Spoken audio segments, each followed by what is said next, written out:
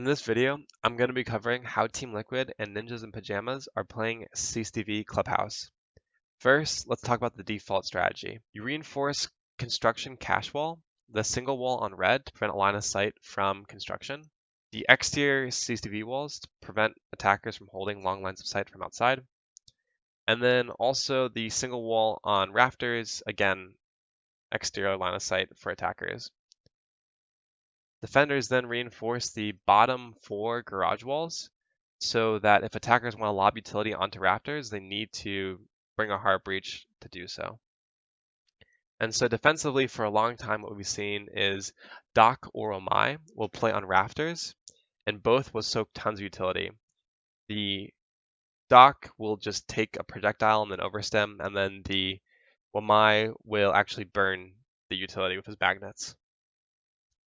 And so the days of attackers breaching open CC wall, holding the cutoff, and then taking Raptors control with utility to plant behind bomb is becoming more and more a part of the past. And instead, what teams are doing is they will breach CCTV wall. You always need to breach CCTV wall. They will hold one person on CCTV wall just as a cutoff. But then they'll split 4 attackers on the west side, and their job is to open up the logistics wall to create this line of sight into cache, and then to breach the cache wall.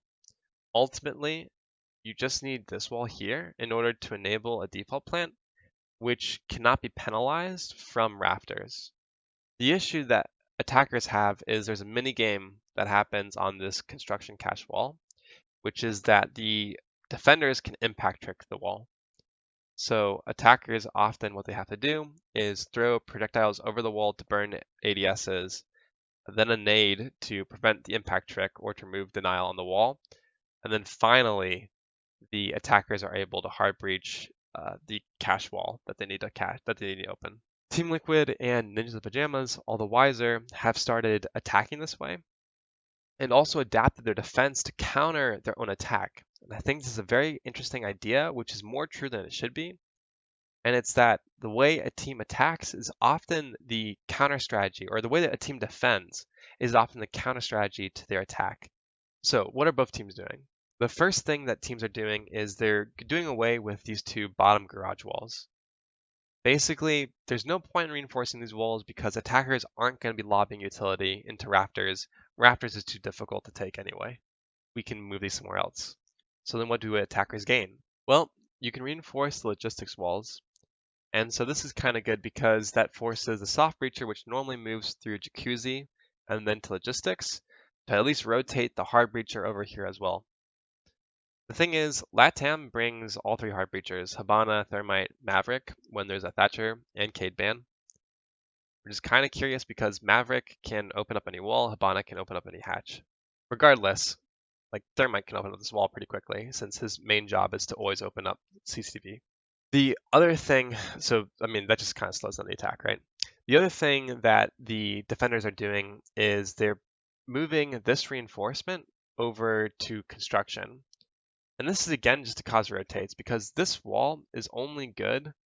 This wall is only good to reinforce since it forces the attackers to rotate in and out of construction through other means, either the window or through the door of master. What the defenders also gain is a simple principle in any FPS, which is when you use utility, you are most vulnerable. And so whenever the attackers try to breach open the construction wall, they can be peaked from the soft destruction that's created on the construction wall. I think this is really strong because the defense knows the attackers want to plant on this particular reinforcement and only that reinforcement.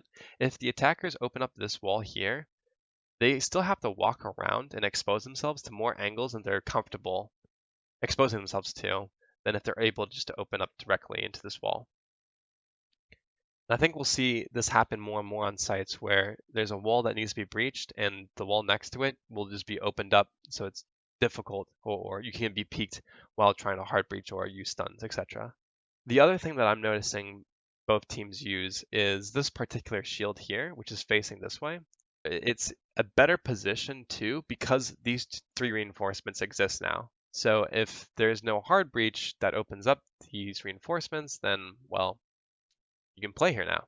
Plot twist. Both teams played each other on July 4th on Clubhouse during BR6. In the footage you're watching, 4 rounds played on CCTV, 20 seconds from each round sped up 200%, where the attacking team alternates between Team Liquid and NIP. In a comedic way, the teams were playing against themselves, just with different operators. Similar defense, similar attack, which I guess you could say of any Pro League game. But it's cool to see the meta move regionally, though it's not always as blatantly obvious as it was in this game. Take care.